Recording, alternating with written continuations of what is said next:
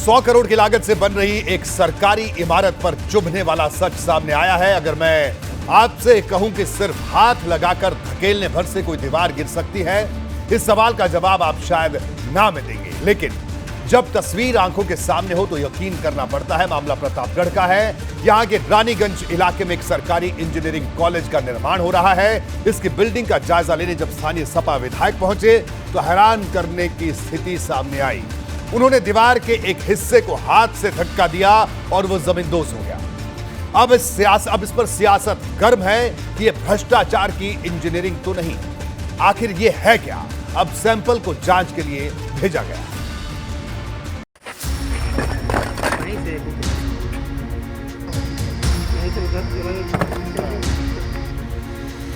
बस हाथों से धक्का भर देना था और दीवार का यह हिस्सा धराशायी हो गया।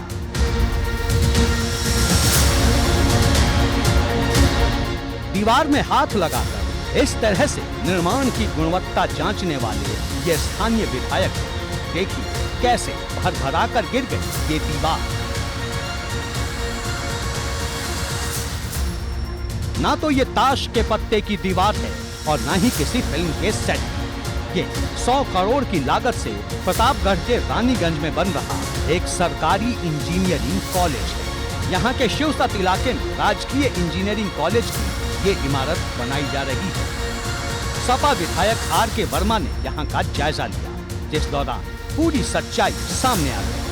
डीएम से शिकायत के बाद यहाँ सरकारी टीम पहुंची, बाकायदा निर्माण का सैंपल लिया गया। अब इसकी जांच होगी कि आखिर राजकीय इंजीनियरिंग कॉलेज के निर्माण में भ्रष्टाचार की इंजीनियरिंग तो नहीं हो रही थी। यह इंजीनियरिंग कॉलेज का निर्माण नहीं हो रहा, बल्कि मैं ये कहूँगा कि प्रतापगढ़ वासियों के लिए कब्रगाह का निर्माण हो रहा था और यह आने वाले समय में बहुत बड़ी दुर्घटना का कारण बनता। पोल खुलने पर पहुंचे अफसरों ने निर्माण की सामग्री को आनन फानन में पैकेट में भर जांच के लिए ले गए, लेकिन हाथ से धकेलने से गिर जाने वाली इस दीवार की खबर अब सुर्खियों में है। समाजवादी पार्टी के अध्यक्ष अखिलेश यादव ने इस घटिया निर्माण के 25 सेकंड के वीडियो को ट्वीट किया और साथ में लिखा, भाजपा के राज में घोर भ्रष्टाचार का कमाल है निराला। बिन सीमेंट इंजीनियरिंग कॉलेज की ईंटों को जोड़ डाला। स्थानीय सपा विधायक का दावा है कि पहली नजर में उन्हें साफ महसूस हुआ कि यहाँ निर्माण में इस्तेमाल की जा रही सामग्री घटिया स्तर की। ईंट से लेकर सीमेंट और बालू तक में ये हाल दिखा। जब बगल में चलने भर से दीवार हिलती दिखी तो उन्होंने इसे हाथ लगाकर धक्का दिया और दीवार गिर गई।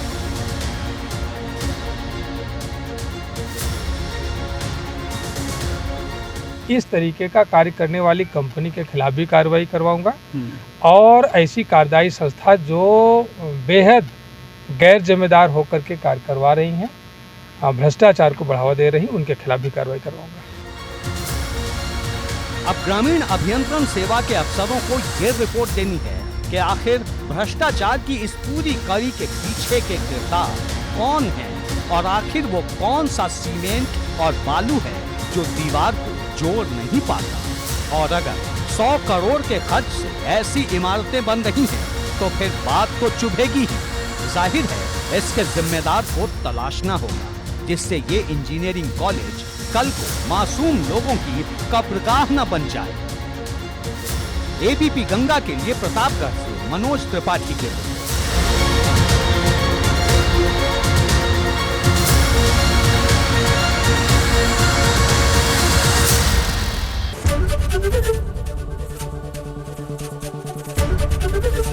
एबीपी गंगा, खबर आपकी, जुबान आपकी।